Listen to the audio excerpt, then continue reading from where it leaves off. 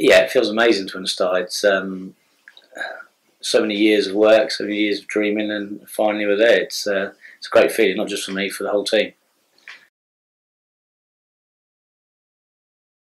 Yeah, we were always worried that Michelin would come and look at it being a bit too relaxed, a bit too non-fine dining. But now we sort of realise that recently, in the last few years, they've started to look away from the real fine dining scene. So it's yeah, we did worry, even to the last minute. We did worry it was going to struggle, but it's lucky it's fitted in. This year's publication just goes to show that Michelin aren't looking for that real fine dining restaurant anymore. They're not looking for white tablecloths in every establishment. They're not looking for waiters in penguin suits anymore. They're looking at a whole diverse section of the restaurant trade. Yeah, we've won one here, which is an amazing feeling. We don't have tablecloths. We're quite a relaxed restaurant. And then you go to the Hand and Flowers as well. Amazing food in a pub. You know, the first pub in the world to win 2 Michelin stars. So it's great. It's great to see they're looking further afield. I think 3 stars are imminent. They're very close around the corner. Next year, I reckon. There's so many people knocking on the door: Simon Rogan, Sat Baines, Michael Caines, all of them really. All of them could be so close. You never know. It could be very soon. I mean, the reaction for us winning the star has been great. You know, guests. You know, so many compliments from guests, so many phone calls, so many emails. Staff finally are starting to approach us, which is great. A great feeling, and you know, to get chefs in that want to be in a place that run at a high standard, then it's a great feeling all round. Since Thursday, it's just been obviously the initial news that came through was obviously not really shock. I don't think shock's the word, but sort of realisation almost more than shock. Obviously overwhelmed. There is an element of disbelief, of course, at first. I think everyone does. They doubt it, they don't really believe it until they see it officially. So there's that, and then elation, and then telling the team, feeling quite proud as well, because it's obviously, as every chef will tell you, it is a team effort. Can't do that. The team is so great for them as well, so quite proud as well.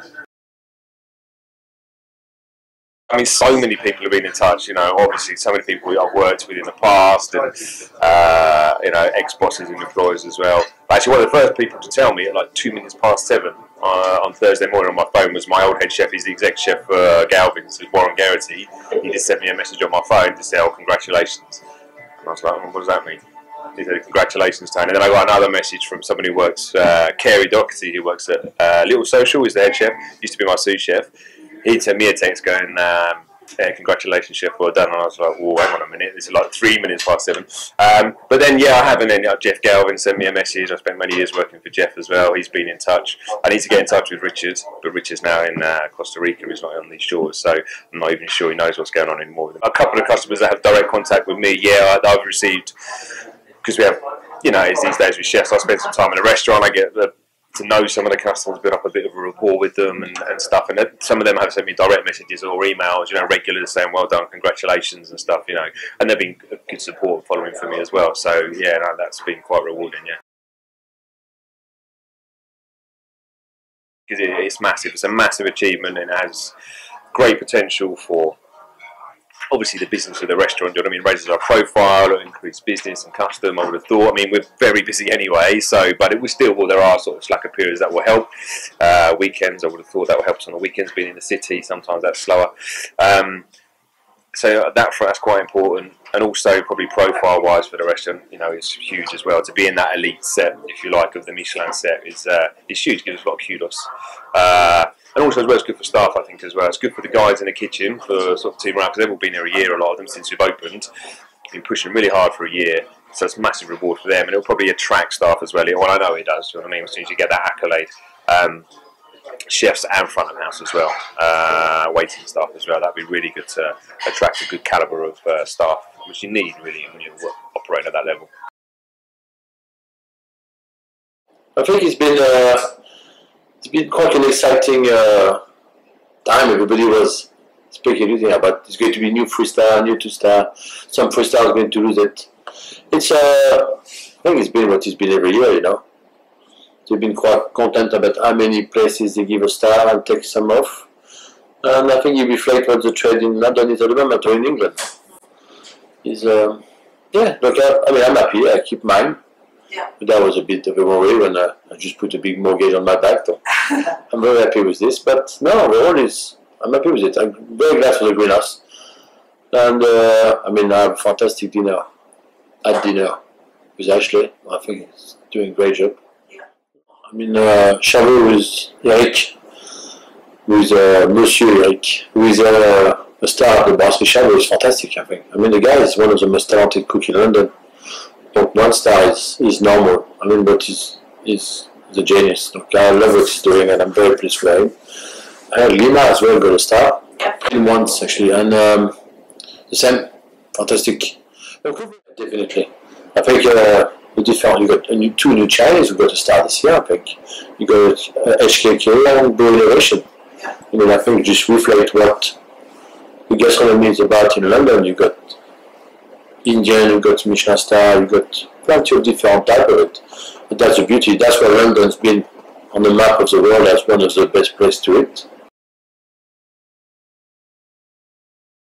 I don't think we're missing the trick. I think we're just maybe not ready yet. There's plenty of talented chefs who can get it. But are we good enough? I'm sure we are. I think we just need to keep our head down. And I think the way it is at the moment, just make sure we got a busy restaurant before we can think about food star. And I think that should be the focus. And it will come. If you come, you come. I mean, that's what it is. For any place who got 2 star can get 4 star, I think the difference is not that much. But it's a massive risk for them to give 3 Michelin star to a restaurant. We are very, very excited. We are very happy. It was unexpected, and it was a big surprise for us. We are very proud what we achieved in not too much time, but really happy. Yeah. Yeah. Maybe the surname Arzak is very important. Have a long trajectory, and maybe it focus a lot of people to expect like they have in San Sebastian, but they have 3 Michelin stars for more than 20 years. We are now growing. We are now starting, and we need to continue in our way. It's a different way than in Arzak. We need to make ourselves our way. Yeah, of course. It's an indication that some people we like some people that there are people that likes what we are doing, and we feel that we need to go ahead in this way, in our way.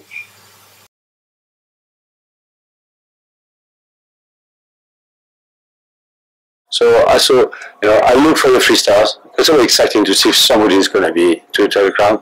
Same old, yeah. 2 stars, same old. I really want them to give one to David one day. Okay, he's not because yes, David never champignon. It's because it's definitely the cherry on top of the cake. Because if you give it for consistency, he's been consistent all throughout. And there's other people, and you will get it. And I hope it does.